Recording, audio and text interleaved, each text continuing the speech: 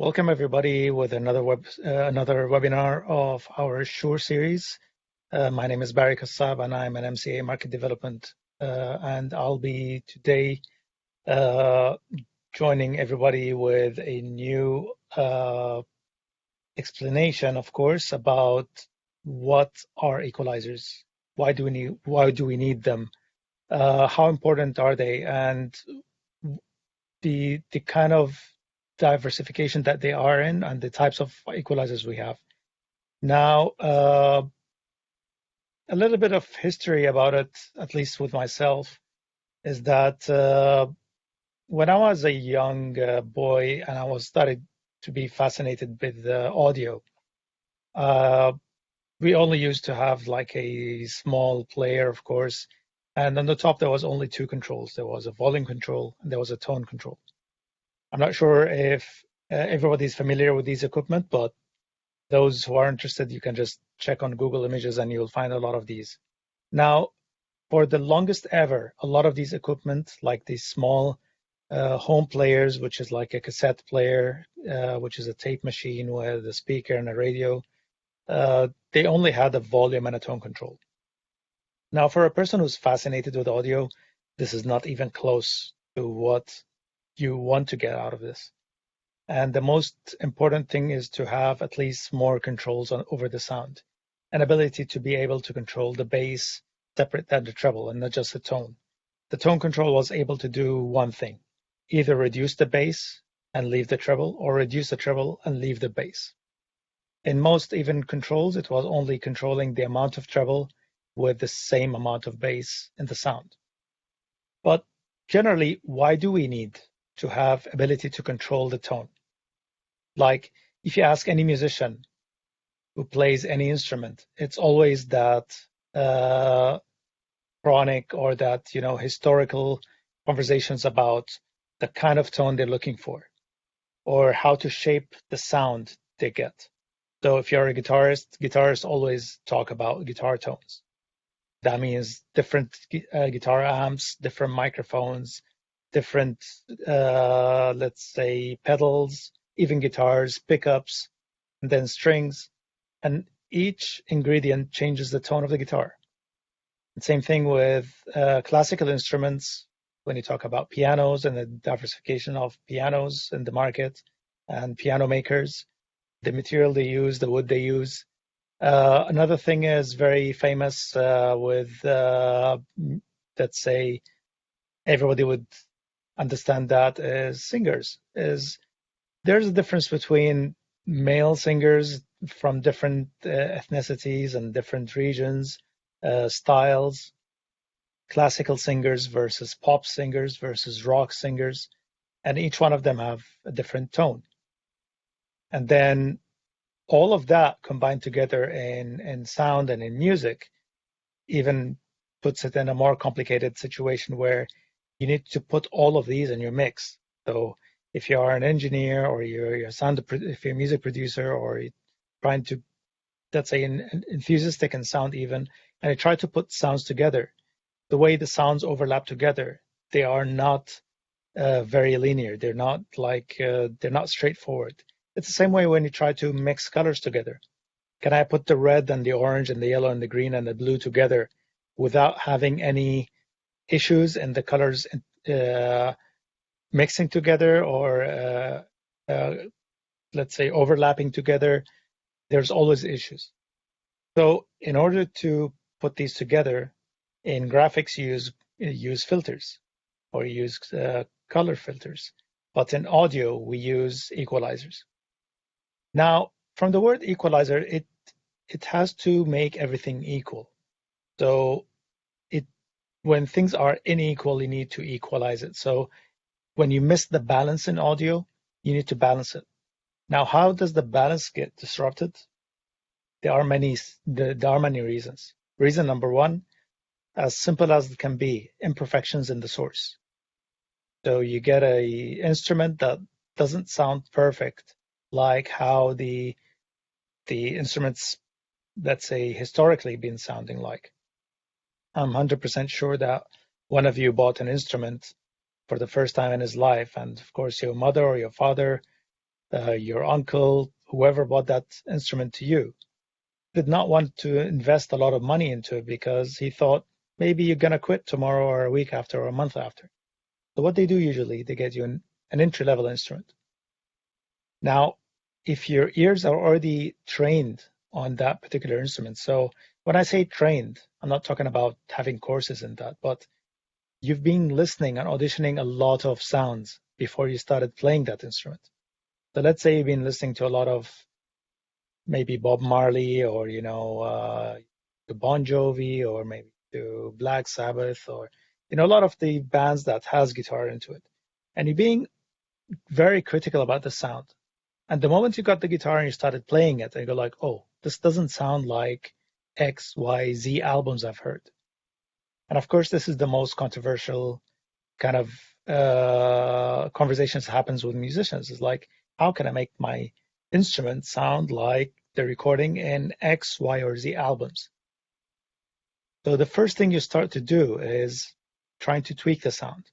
So if you have any kind of an interface that you have, which could be a guitar pedal or a guitar amp, start fiddling with this. Now, a lot of people fiddle with knobs without knowing what is happening. And even intermediate musicians, sometimes they used to ask me these questions like, how do you tend to make the amp sound that good? And the first thing they think, because I'm an electronic engineer, did you tweak this circuit? Is like, no, I just, fiddle with the amp, knowing what you're doing with. So today's webinar is going to be talking about, the most fiddled with knobs in most of the audio equipment, which are usually the equalizers. Now, a lot of people don't even know that those knobs are equalizers. So I'm going to start with the presentation right now. The presentation is very simple. It's going to have mostly graphics just to make you familiar with what we're doing. So I will start with it right now. Let me just open it up. Okay. And I'm going to share my screen.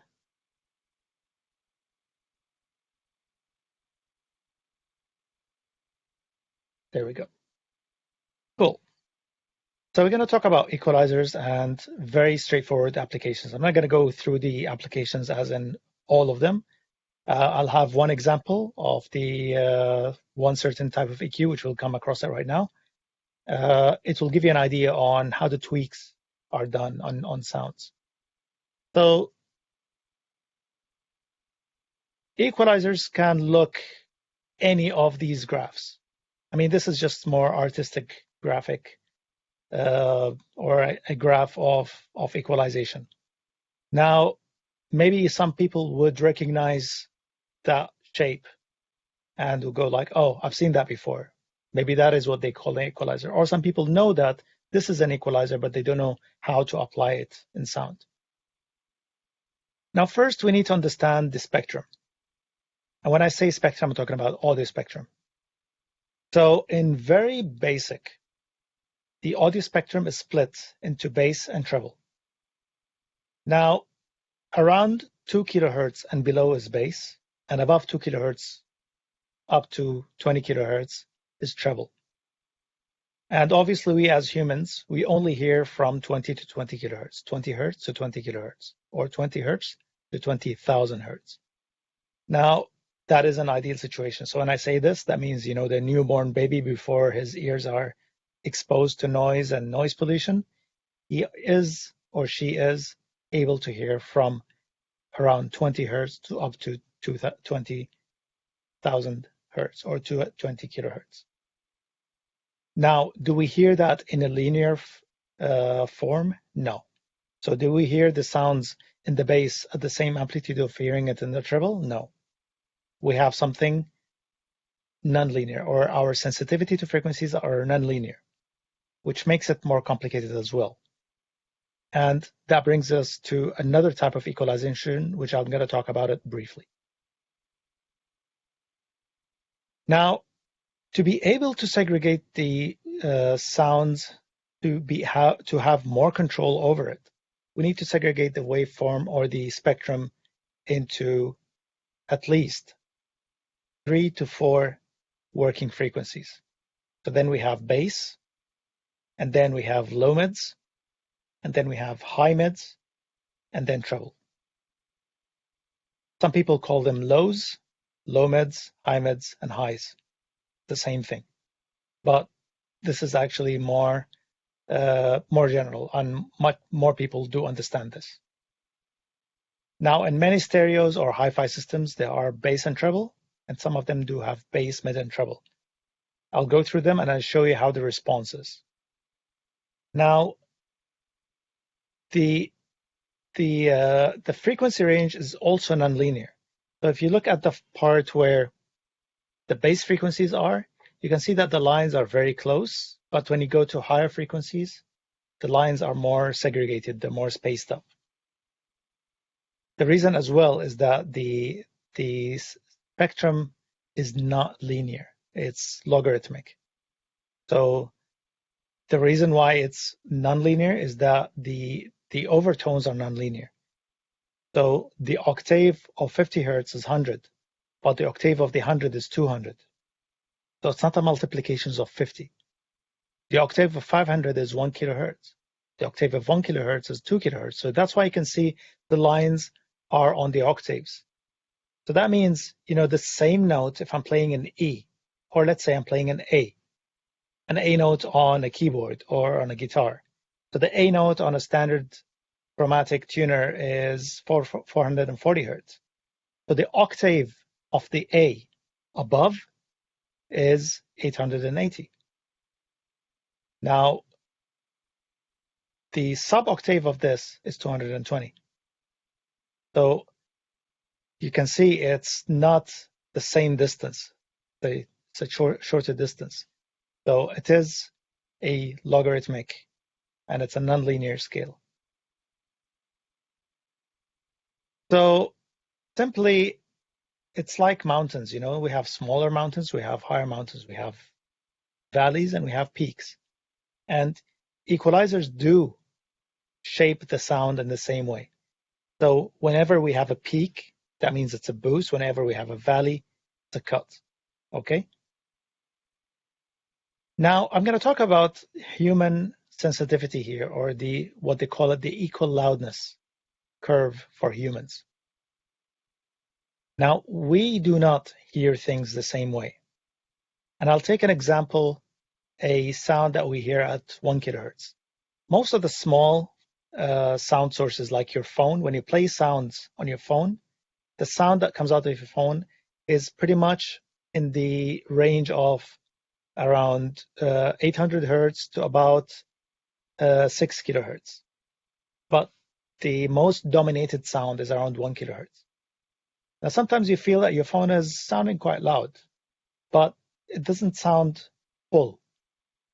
And whenever you have a bigger speaker, you start comparing that. It's like the bigger speaker sounds fuller, but not louder. But why sometimes we need even multiple drivers? Why do we need speakers with different drivers? You see some speakers have, bigger driver, middle driver, and a small driver, or a bigger driver and just a small driver. Now, why there's always a big driver? Or for those who know what the big driver is, which is actually a full range or a woofer actually, why woofers are always big and tweeters are always small? Now, naturally, human ears do not respond well to bass frequencies. And that means we need more energy to drive the bass sounds for us to hear it the same way we hear the mid frequencies and the high frequencies. And this curve here gives us an idea. So let's take an example. A sound at 1 kilohertz, which is the red line here in the middle. Let's say I'm hearing a sound in a classroom, which is usually at around 50 hertz. So I have a teacher who is lecturing, and he's at 50 decibels. Sorry, I said hertz, but it's supposed to be decibels. So the sound at 50 decibels here is the sound of my teacher explaining something on the whiteboard, okay? Now, if I want to hear the same sound of my teacher in a low frequency, so let's say I'm bringing a Bigfoot, assuming Bigfoots do exist, okay? And I want the Bigfoot to sound as loud as my teacher in the classroom to my ears. I'm not saying in decibels anymore, but to my ears, I want to hear both at the same way. okay? That means the Bigfoot, if I follow that line from the 50 decibels, let's say the Bigfoot frequency range is in 100 hertz, okay? So if I follow that line right now down to 100 hertz, which is that line here, the Bigfoot has to produce or has to perform his speech at around 60 decibels louder than my teacher, because his frequencies are in lower frequency register, and then my ears do not respond to the same frequencies as sensitive as the 1 kilohertz. But then if I'm talking about music, the kick sound, the kick sound, for it to be heard the same way we hear the vocals or the singer in the music at a classroom loudness, if I assume the classroom loudness is about 50 decibels and the kick sound is in around, let's say, so this is the 100, 90, this is the 80, so this is 80, I'll go up, it's about 65 decibels roughly.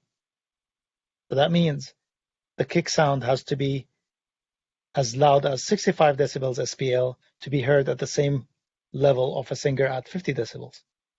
So we can see that the way our ears work is not linear. So then for us to record sounds from microphones that are more linear than our ears, like as in say way more linear than our ears, then that means the sound has to be colored or altered for us to be hearing it the same way. So then equalization is very important for us because our ears are not linear. And for us to hear this the same way we'd like to hear it, then we need to alter the sound.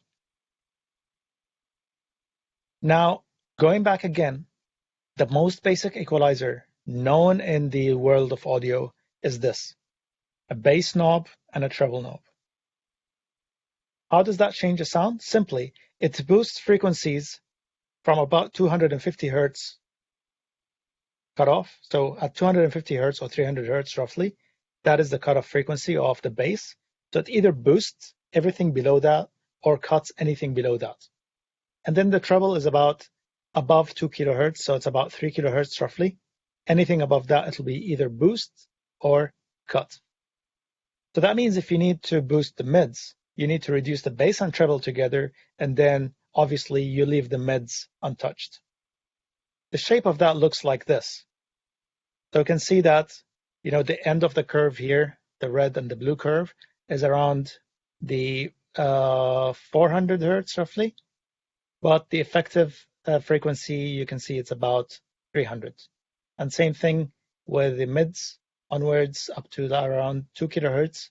So this is where the treble is, and this is where the bass is. So you can either boost those together or cut them together, or boost one against the other, or cut both together to keep the mids untouched.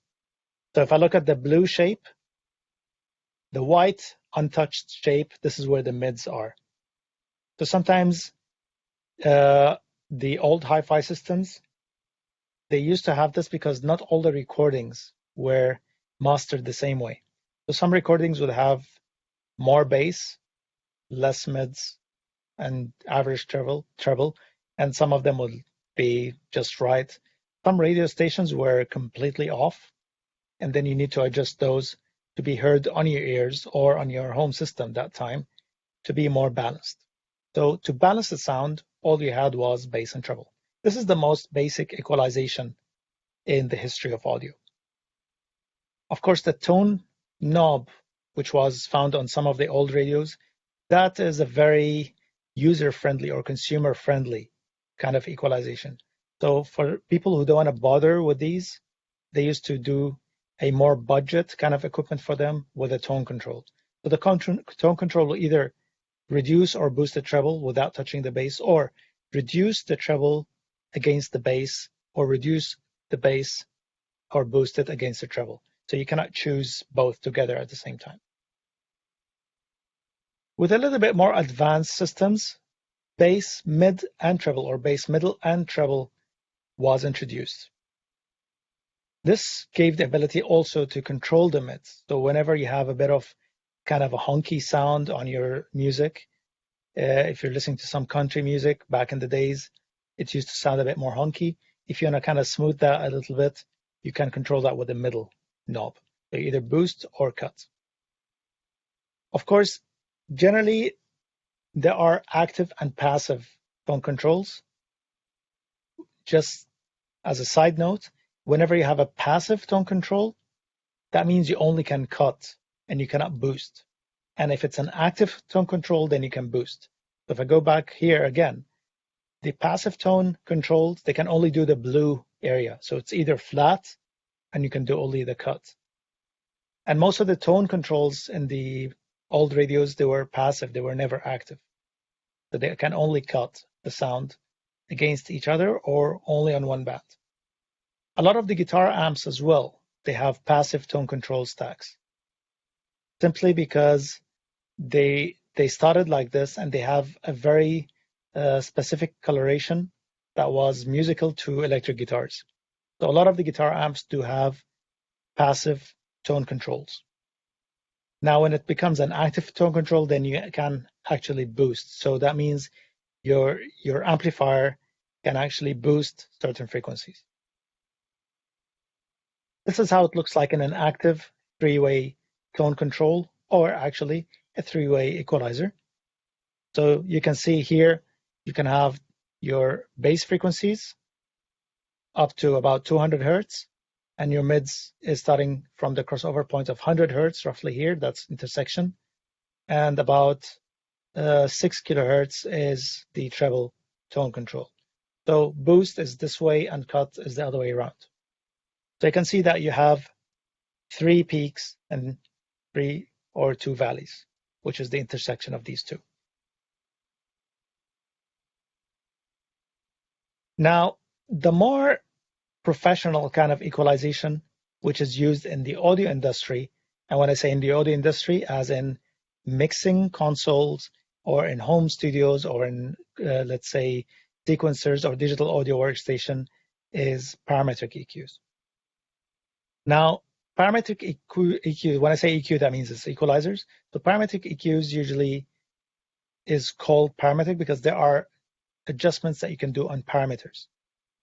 Now, why do we need to do adjustments on parameters? If I go backwards just a second here on the bass, mid, and treble kind of EQ, you can see that the valleys and the peaks are fixed. And if I go backwards another one, I only have one knob to control, either boost or cut. But what if I want to be able to change also the parameters of my equalizer? That means being able to change frequency, the width of my band, so the bandwidth. So in addition to the boost and cut. Also being able to change the shape of the peak. So not also changing the width of it, also changing the behavior of it, as in becoming a shelving filter or a shelving tone control. If I want to call a specific band right now as a tone control, it is possible, or we usually more professionally call it a filter. So the bass filter can be a standard boost or cut, peak or valley. Usually as a singular filter, we call it a notch filter. It can be a bass or cut shelve filter. So that means it doesn't have a peak or a valley anymore. It's just a line, just like the bass and treble filter at the beginning we saw. This is a kind of a shelving equalizer. So I would go back to it quickly. You see there is no peaks or valleys here. I have 2 shelves. So this is called a shelve filter. And then the blue one in the bottom here, when it's that way, we can call it a pass filter. So that is either a low pass filter or a high pass filter. A high pass filter usually passes anything below high frequencies, and a high pass filter, a low pass filter passes the low frequencies, and a high pass filter passes the high frequency. A band pass filter is what's left in the middle, which is the white zone. That means you're passing a certain band that has a low and a high limit. Now, all these being able to be controlled is under the hood of a parametric equalizer. Now, the reason why we need parametric equalizer is that when we record instruments in the studio, there are certain parameters that can change the sound. It can be either the microphone response, it can be the room that we're recording, it could be the instrument itself that is not sounding full like an expensive instrument, how it's supposed to be, or even the player or the strings. There are many variations, including that the way it sits in the mix could not be fulfilling to the way you want it to sound like. So you always need to alter the sound, as we said before. Now, parametric equalizers have abilities to control the width of the band. So if I'm talking about a band filter that is able to control certain frequencies from F1 to F2, or usually they call it by the center frequency, which is FC. So a filter that is, let's say, at 100 Hertz, that means it's able to control 100 Hertz boosting or cutting with certain parameters. Now, if you increase the width of it, you're increasing the bandwidth. And if you're decreasing that, you're decreasing the bandwidth and calling it more of a notch filter. Now, usually certain equalizers, when you reduce the Q filter, you're increasing the width. And when you increase the Q filter, you make it more narrower. Okay. Now I'll do a test on this using my mixer here. So I'm going to share with you the screen of my mixer. I hope this is visible. I think it is. Increase the size. Okay. Now, this is a parametric equalizer that is applied on my microphone. I've already notched out certain frequencies that is from my computer in the room here, so it will not cut through in my microphone. But I'll show you what happens if I just boost this up. You can hear right now there's a kind of a ring. My voice is a bit more hunky right now, more nasal. And now if I change the Q filter here, now this is at 10. So the bigger the number, the narrower your parameter of the band or the bandwidth parameter of your equalizer is. Let's say if I reduce that right now, here, you can see that the bandwidth is increasing. And now, if I change the frequency here by just dragging this, now it's about 1.4 or 1.5 kilohertz. If I reduce that down here, you can see that my sound is changing, and I'm able to control even the boom in the room right now is kind of being able to be heard right now. Check 1, 2, check 1, 2. And you can see that the hissing or the sound of the sibilance here is actually more pronounced at the higher register. So now I'm at about 5 kilohertz or 6 kilohertz. So this is the way you can control sounds with the parametric EQ. So when you change the filters, you'll be able to change the sound.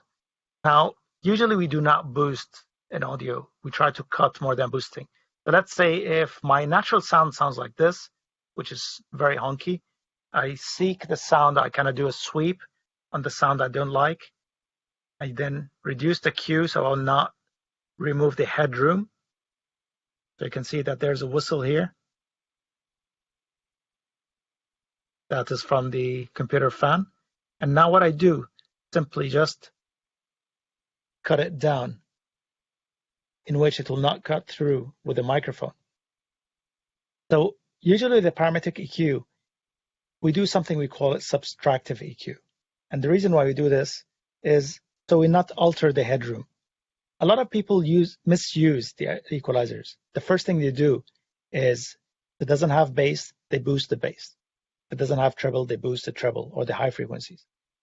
And then if the mids are not fine, they just go like, on a wide Q, like this, too much mids, they do this. But what happens is they lose the headroom. You can feel that even my sound right now, volume is gone because it's a very wide frequency range and you just took it all off. So this is not ideal. This is not the way you need to EQ.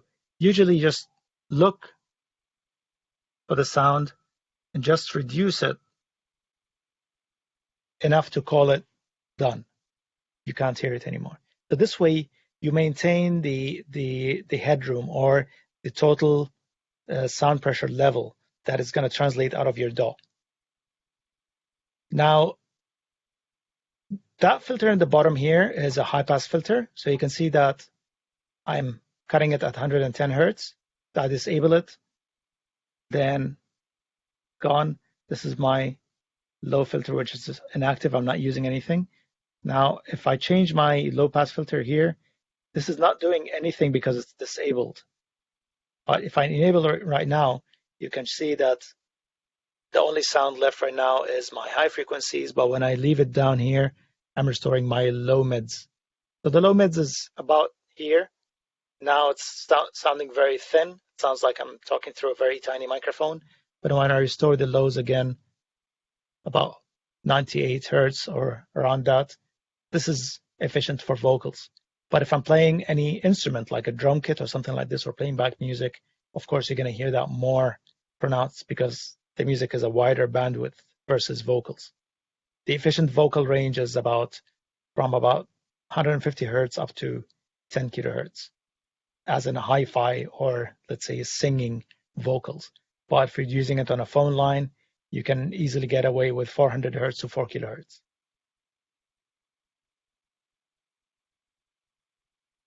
Moving forward is graphic equalizers.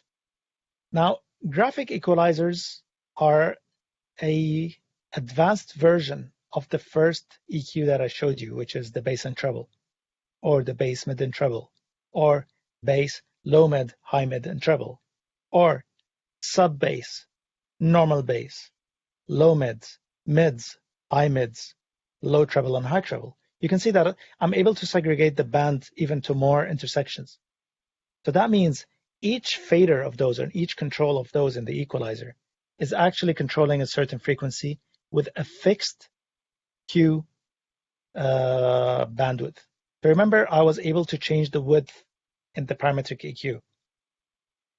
In the graphic equalizer, you cannot change that. So the Q filter or the Q factor of each band is fixed.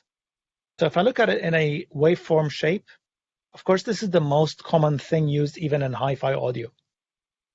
So if anybody's seen those units, these were very famous in the late 70s up to the 90s. Anybody who had these systems, maybe your father, your grandfather used to have those. A lot of people today call them vintage audio.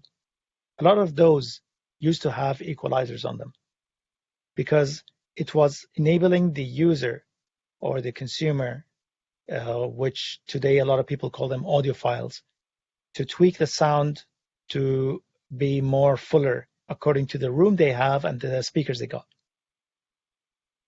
Now, equalizers look like this. So when you boost them, which is the part on the top, you boost frequencies like this, you can see that the bandwidth for each frequency is similar to the other, and it's more linear.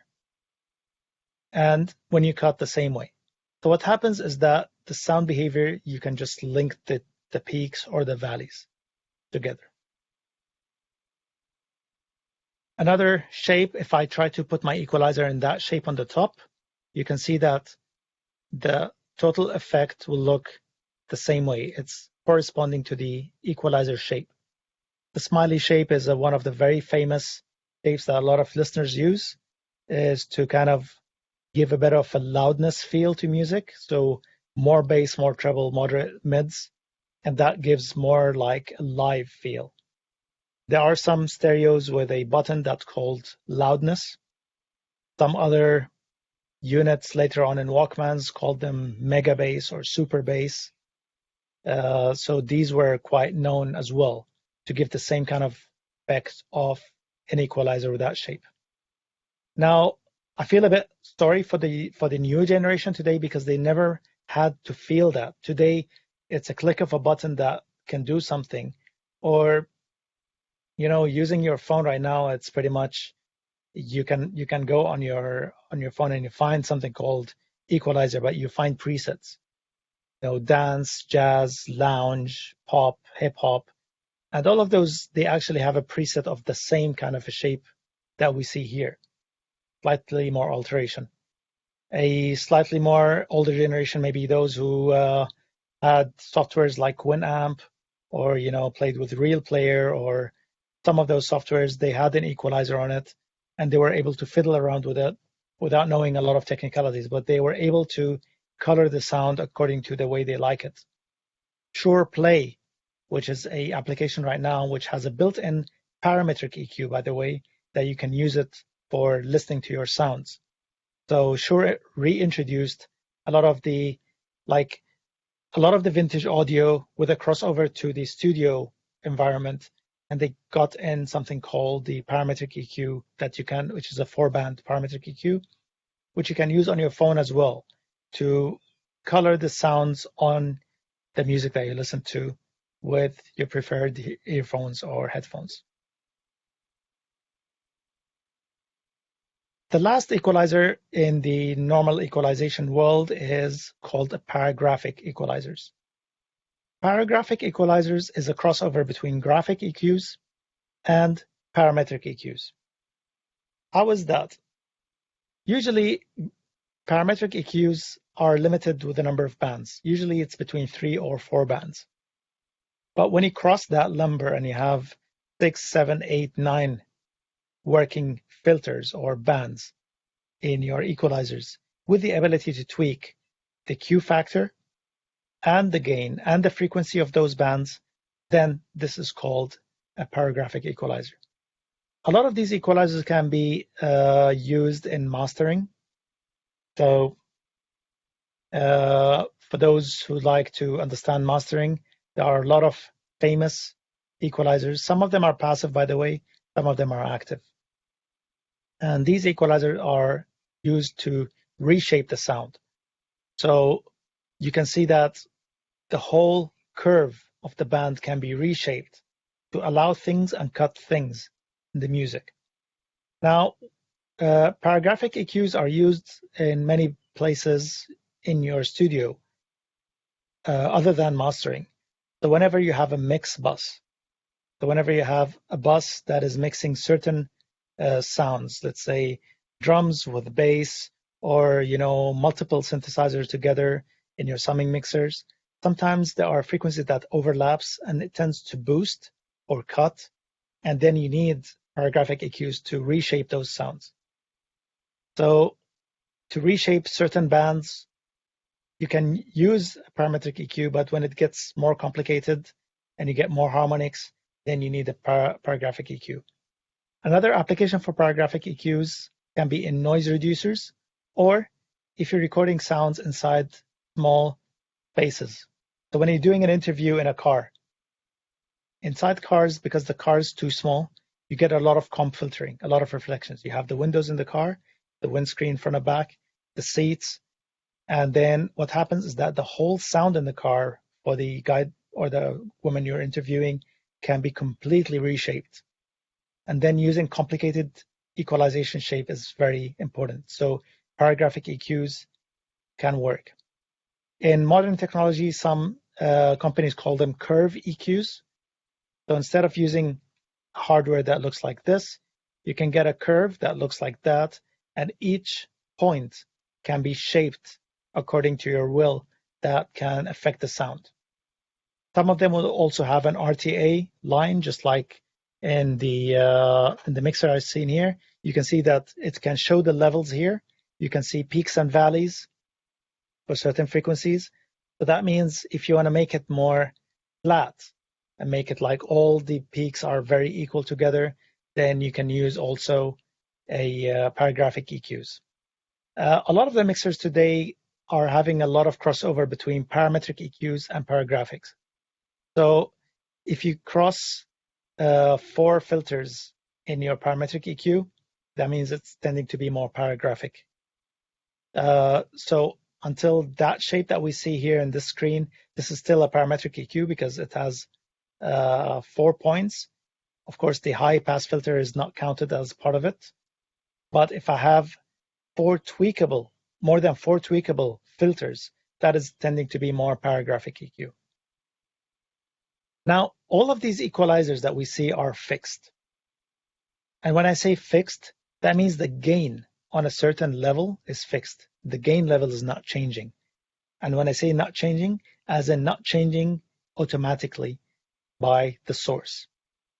Now, the moment the source can dictate how much boost or cut you can do, this changes the equalizer from being static into dynamic. Dynamic equalizers are usually more pleasant to our ears because not all the time I need to hear the same level of cut or boost on certain frequencies.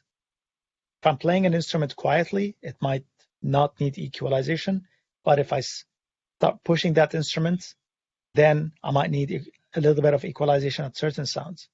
If you get a guy who's yelling in a song versus a part that he's singing softly, you feel that you need more dynamic equalization. And dynamic equalization falls in a family that is called compressors. We're going to have a specific and more dedicated webinar talking about compressors.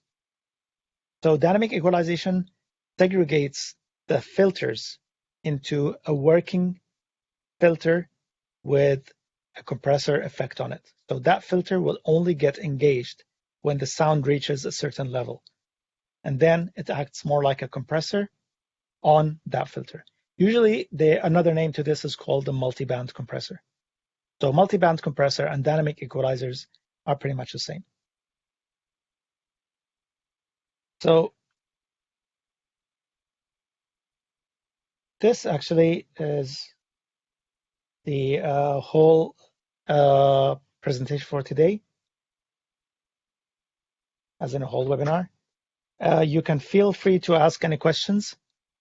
I know a lot of you would be wondering on, like, how does that, or how can I work around equalizers in my day-to-day life as a musician or as an engineer or even as a hobbyist who's trying to get introduced to audio.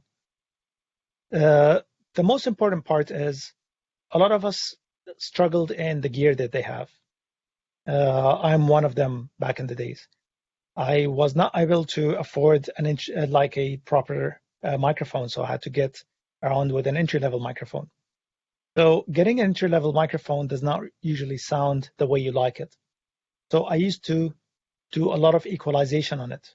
I used to boost a lot of the frequencies that the microphone is not able to respond to, and reduce a lot of the frequencies that it's naturally responding to, and then boost the rest that is not, to be able to recreate a sound that I'm looking for. Obviously, that introduces a lot of noise. So if I try to record a very entry-level microphone, let's say I have a karaoke microphone. A lot of the karaoke machines, or the home stereos, comes with a bundled microphone. Usually these microphones are not the best sounding microphones. So if you try to record with these, you find that the sound is very honky. It doesn't got a lot of low frequency on it, and the treble kind of a bit distorts or not represented there. So this is a good starting point for you to learn how to use equalizers in your timeline. So if you have a software like GarageBand, or you have something like Reaper, a lot of these freeware software that comes bundled with your OS, if you have one of those, usually they come with an equalizer on it. Try to fiddle around with these and try to get your ears to understand where each band is sitting. Because a lot of people don't even know how to segregate lows from mids and highs. So a good starting point is to start learning these and get your ears to learn these. Just like how you know a difference between a male and a female voice. The same thing starts to go a bit more advanced in knowing how a male voice is more bassy versus a male voice is more honky. And these are usually terminologies that a lot of musicians use, like warm, sweet, honky, sharp, punchy, snappy. These are like terminologies that a lot of musicians use because they don't know how to translate that into a more scientific language. When they advance in sound, they start talking about bands. So when I'm using, for example, I'm trying to record the drum kit and I have a very, let's say, messy hi-hat sound, right away, if I'm speaking to an engineer, ask him to cut frequencies between 2 to 4 kilohertz, because that is kind of too sharp in my mix. So we start talking frequencies. If I have a very boomy sound of a bass guitar, start talking about frequencies that is in the 150 hertz or 120 hertz. Same thing if I'm recording something in a room and the room is contributing to add more boom in their mix. How can I reduce that? So I reduce the 100 hertz band between 100 and 200 hertz because my ears start to recognize these frequencies. And the more you fiddle around with equalizers, the more you know about this. And then you start to cut the chase and go right away into this band and kind of cutting it out. So fiddling around with equalizers gets you to advance more in audio and starting to know how the sources have response in terms of frequencies, and then how your gear also is having response in terms of the microphones you use and the gear you're recording. You can feel free to ask anything in the Q&A. If not, that will take us to the end of the session. So again, for those who have gear at home that has equalizers, by all means, go and fiddle around with it. You can always download a lot of the freeware digital audio workstations, Audacity. You can have also the Reaper. A lot of the DAWs right now have trial versions. You can download any of them and kind of try the built-in channel strip with the equalizer on top. You can import any song from your library and just try it with. Again, on your phones, you can try the Shure Play Plus. This is a music player with a built-in parametric EQ that you can use with either our in-ears, as in the Shure earphones and headphones, or you can just use them with any earphones or headphones you got. It will give you a good practice as well to try these equalizers as well. So that will give us, that will take us to the end of today's session. Please stay tuned for the next webinar.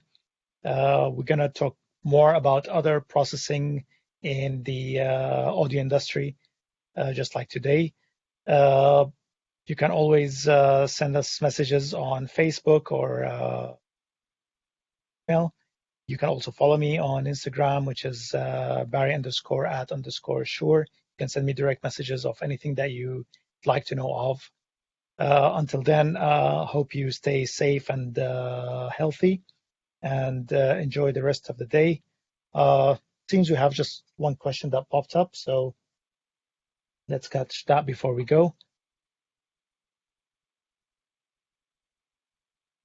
Okay, so the question here is, which are the best frequencies to be boosted for a subwoofer? The first thing I'd like you generally to understand is try to avoid asking questions like, what is the best or what is the worst? Because there is no best and worst in that case, not to me in general.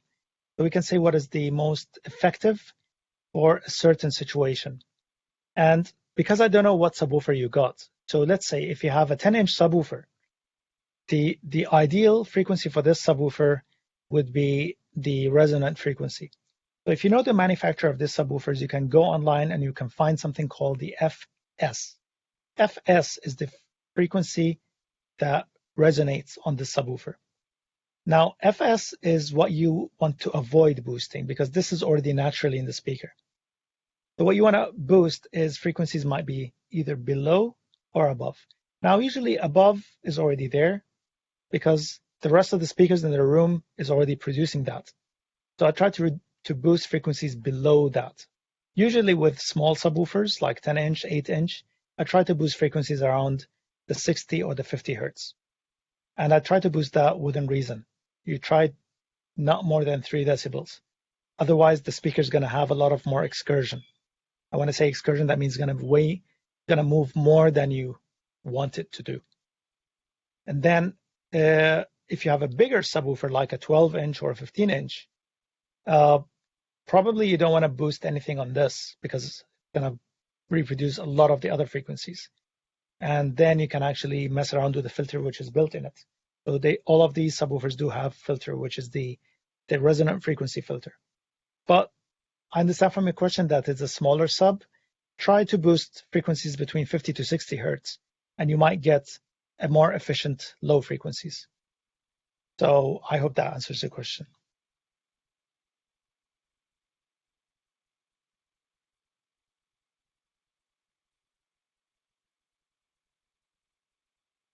So